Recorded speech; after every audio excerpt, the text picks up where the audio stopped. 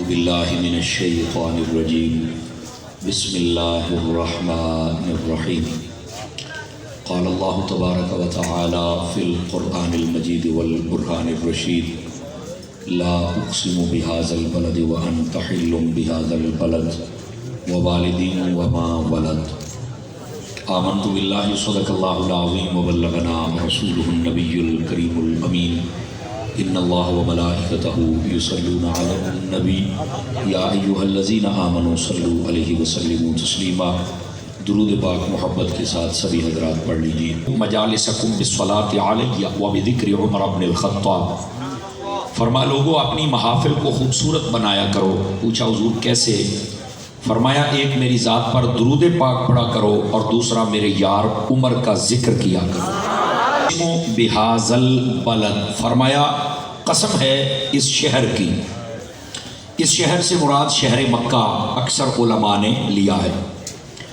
اس شہر کی قسم کیوں ارشاد فرمائی مکہ شہر کی؟ اس لیے کہ اس میں خانہ کعبہ ہے یا حجر اسود ہے یا زمزم کا کنواں ہے یا صفا مروہ ہے، مینا عرفات مزدلفہ ہے؟ نہیں، اس شہر کی قسم کیوں ارشاد فرمائی؟ وَأَنْتَ حِلٌّ بِهَذَا الْبَلَدِ، فرمایا اے محبوب آپ اس شہر میں رہتے ہیں اس لیے اس شہر کی قسم اٹھا رہے ہیں۔ گرامی قدر حضرات، محبوب پاک صلی اللہ علیہ وسلم آپ کی ولادت اقدس بھی اسی شہر میں ہوئی، اور یہ شہر بڑا قدیمی ہے اور یہی وہ شہر ہے جس کے اندر اللہ نے اپنا گھر بنوایا، حالانکہ اسے گھر کی ضرورت نہیں ہے۔ گھر میں وہ ہوتا ہے کہ جس کو ضرورت ہو گھر کی، اس کا کوئی جسم ہو جہاں پر رہے۔ اللہ تعالیٰ جسم و جسمانیات سے بھی پاک ہے، اور جیسے ہمارے اعضاء ہیں ان سے بھی پاک ہے، اور جیسے ہمیں بیٹھنے اٹھنے اور چلنے پھرنے کی حاجت ہوتی ہے اللہ اس سے بھی پاک ہے۔ تو پھر اللہ کیا ہے؟ قرآن میں جو اللہ نے خود اپنا تعارف کروایا وہ یہ ہے، اللہ نور السماوات والارض، فرما اللہ زمین و آسمان کا نور ہے۔ وہ کیسا ہے؟ یہ اس کا ایک ہی جواب ہے، جب جنت میں دیکھیں گے تو بتائیں گے ایسا ہے۔ اس سے پہلے ہم کوئی تعین نہیں کر سکتے، اور جو کرے گا یقینی سی بات ہے اس کی پکڑ ہوگی، چونکہ کیا جا ہی نہیں سکتا ہے۔ اللہ کریم بس اپنے حبیب کا صدقہ ہمیں جنت بھی عطا فرما دے، اور وہاں پر حبیب پاک علیہ السلام کے صدقے میں اپنا دیدار بھی نصیب فرما دے۔ کہ یہ کعبہ بھی جھومنے لگ پڑا تھا۔ آپ پڑھ کے دیکھ لیں ملا شریف پر جتنے علماء نے لکھا ہے، جب حضور پیدا ہوئے نا تو یہ کعبہ جھومنے لگ پڑا۔ اسی واسطے اعلیٰ حضرت صاحب رحمۃ اللہ تعالیٰ علیہ آپ نے فرمایا، توجہ ہے تو سناؤں، اپنی باتیں بند کر سکتے ہیں آپ سارے حضرات؟ ابھی کچھ بے چینی میں دیکھ رہا ہوں، تھوڑی ختم کر دیں، میں ٹائم کم کر دیتا ہوں تقریر کا، لیکن اس جانے کے دن چاجنال تے سن لو نا، سمجھ آ رہی ہے آپ حضرات کو؟ تو سیدی اعلیٰ حضرت صاحب رحمۃ اللہ علیہ آپ نے اسی کی طرف اشارہ فرمایا، تیری آمد تھی کہ بیت اللہ مجرے کو جھکا، تیری ہیبت تھی کہ ہر بت تھر تھرا کر گر گیا۔ سمجھ آ رہی ہے؟ یہاں پر بعض لوگ ہوتے ہیں نا جن کا علمی لیول ہوتا ہی کچھ نہیں ہے، حالانکہ زندگی گزر گئی ان کو محفل میں جاتے ہوئے، لیکن کلام اعلیٰ حضرت کا ایک لفظ کا ترجمہ نہیں آتا۔ کیا سننے جاتے ہو؟ اب کہتے ہیں لو جی اعلیٰ حضرت نے لفظ مجرے استعمال کر دیا۔ میں کہا مجرے ویکھ ویکھ کے تیرا دماغ ہی گندا ہوا ہے، تجھے پتہ ہی نہیں ہے کہ لفظ مجرے کا مطلب کیا ہے۔ مجرے کا مطلب یہ کنجریوں کا ناچنا نہیں ہے، پتہ ہے آپ کو اس بات کا؟ مجرے کا مطلب ہے محبت سے سلامی کے لیے جھکنا۔ فرانسیٹوں والے سبحان اللہ کہہ سکتے ہیں اگر زبانیں منہ میں رکھتے ہیں تو، مجرے کا یہ مطلب ہے، لیکن آج لوگوں نے گندا لفظ کے لیے استعمال کر لیا تو ہم کیا کر سکتے ہیں؟ بات سمجھ آ رہی ہے آپ حضرات کو؟ اس کا معنی ہوتا ہے محبت میں سلامی کے لیے جھکنا اور اگلے سے محبت کا اظہار کرنا۔ تو کعبۃ اللہ آقا کریم علیہ السلام کی آمد پر جھک بھی رہا تھا، اور آقا کریم علیہ السلام کی آمد پر محبت سے جھوم بھی رہا تھا، اور کیوں نہ جھومے؟ وہ کہہ رہا تھا بنا تو بڑی دیر سے ہوں، بسوں گا اب۔ سمجھ آ رہی ہے آپ حضرات کی؟ کیونکہ بسانے والا آ گیا ہے نا۔ تو آقا کریم صلی اللہ علیہ وآلہ وسلم آپ کی جب جلوہ گری ہوئی تو یہ کعبہ بھی آپ کے گھر کی طرف جھک گیا اور جھوم رہا تھا۔ سمجھ آ رہی نا آپ حضرات کو؟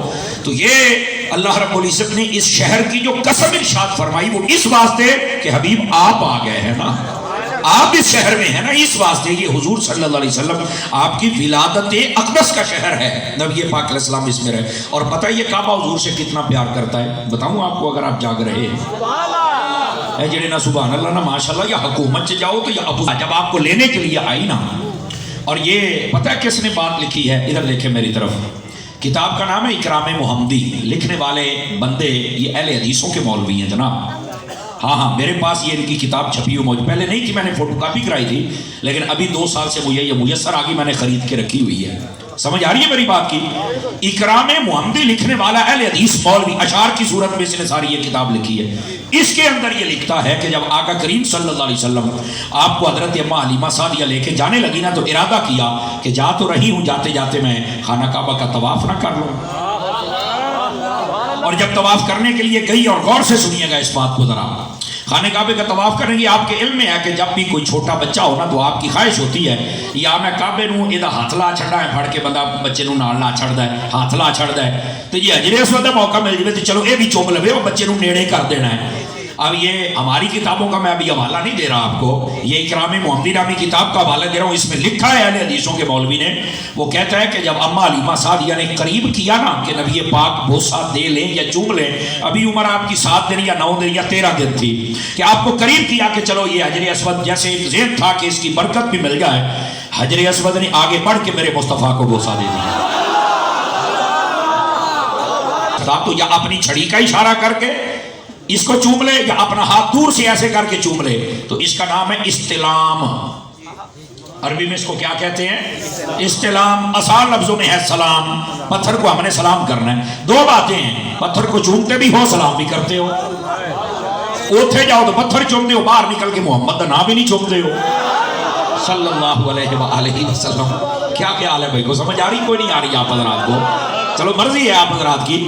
ویسے وہی بات جو رضوی صاحب کر رہے تھے کہ میں پتر ہاں بابے آدم دا تے ووٹ بابے خادم دا، تو وہی گل ہے، میں اتنی گل بھی جوڑ لینا بھی جی آپ بابے آدم دے پتر ہاں تو یہ چومنا بھی تو بابے آدم دی سنت ہے نا۔ سمجھ آ رہی میری بات کی؟ کریں گے۔ اور نبی پاک علیہ السلام خانہ کعبہ سے پوچھیں گے، کعبے بتا بھی تو کدھر میدان معاشر میں پھرتا ہے؟ تو کعبے نے پتہ کی جواب دینا ہے؟ حالانکہ پتھراں دا بنیا ذہن چ رکھنا جے، تاکہ پھر بعد وچ جن حضور نوں نہیں مانتے آپ انہاں دی لتریشن بھی کرنی ہے نا، علمی لتریشن ہے۔ دوئی دن مینوں اجازت کوئی نہیں تو میں پا لما لما تو چھڈا یاری والے دن، وہ مینوں اجازت کوئی نہیں نا جی، لیکن یہ علمی تو میں کر سکتا ہوں نا، اور ہونی بھی چاہیے، ہوں چیکن دی لوڑ بھی کوئی نہیں کسی نوں۔ بولو تو صحیح نہ یار، وہ کئی ڈریا بیٹھا ہے، صوفی تگڑا بھی ہونا یار، کی ہو گئے ڈر جاتے جے، ڈریا نہ کرو، اے تہاڈی تربیت ہی تے اسی کرنا ہونے ہیں جناب۔ سمجھ آ رہی ہے آپ حضرات کو؟ نبی پاک خانہ کعبہ سے پوچھے کعبہ کدھر؟ کعبہ بول پے گا، پتھر تے کدی نہیں بولے۔ میں کہا جی سائیں بلوان تے ہر شے بول پئی دی۔ سمجھ آ رہی ہے؟ جب کعبے سے آپ پوچھیں گے نا کہ اے کعبے بھائی بتا درا تو یہاں کیا کر رہا ہے، تو وہ کعبہ پتہ کیا کہے گا؟ ادھر دیکھیے، وہ کعبہ کہے گا یا رسول اللہ صلی اللہ علیہ وآلہ وسلم میں لوگوں کی شفاعت کر رہا ہوں۔ آپ فرمائیں کہ کس کی؟ اے جی جی نا میں نے ویکھیا سی تے ایمان سلامت لے گئے، میں نا انہاں دی شفاعت کردا پھردا، حضور رونے لگ پڑیں گے۔ غور سے سنیے گا، حالانکہ کام تے انہیں چھوٹا نہیں کیتا، کام تے بڑا ٹاپ دا کیتا، حضور نوں پسند بھی ہے، پر آقا کریم جب روئیں گے تو کعبہ پوچھے گا حضور میں نے تو اتنی بڑی بات کہی اور آپ رونے لگ پڑے، میرے نبی نے جو آگے بات کہنی ہے ذرا وہ بھی غور سے سن لیجیے گا، اگر آپ کو سمجھ آ جائے تو، اور توجہ بھی ہو تو۔ وہ کیا ہے؟ میرے آقا فرمائیں گے اے کعبے اس کی شفاعت تو کر رہا ہے جس نے تجھے دیکھا ہے، مینوں رونا تاں آیا ہے، انہاں دا کی بنے گا جنہاں نے نہ تینوں ویکھیا تے نہ مینوں ویکھیا۔ فرمایا بس تیرا انہیں اختیار ہے؟ ہاں جی۔ فرمایا ویکھ پھر انہوں میں جنت دے لے کے جاؤں۔ اور سنیے پھر میرے آقا کیا کریں، میرے آقا وہاں پر سجدہ شفاعت کریں گے، اور مفتی احمد یار خنیمی نے لکھا ہے، پتہ ہے یہ ایک سجدہ کتنے دنوں کا ہوگا؟ پتہ ہے آپ کو کتنے گھنٹوں کا ہوگا؟ دنیاوی 8 دنوں کے برابر ایک سجدہ ہوگا، دنیاوی 8 دنوں کے برابر۔ آپ فرماتے اللہ مجھے وہ اپنی حمد القا فرمائے گا جو اولین و آخرین میں سے کسی نے نہ کی ہوگی، اور جب وہ اللہ کی حمد کروں گا اللہ مجھ سے راضی ہو جائے گا، اور اللہ خود مجھے فرمائے گا ارفع رأسک یا محمد، اے میرے محمد سر تو اٹھاؤ نا، سر تو اٹھاؤ نا، اور اللہ خود فرمائے گا سل تعطا واشفع تشفع، اے حبیب آج جو تو مانگے گا میں دوں گا، اور جس کی شفاعت کرے گا میں اس کی شفاعت کو قبول فرماؤں گا۔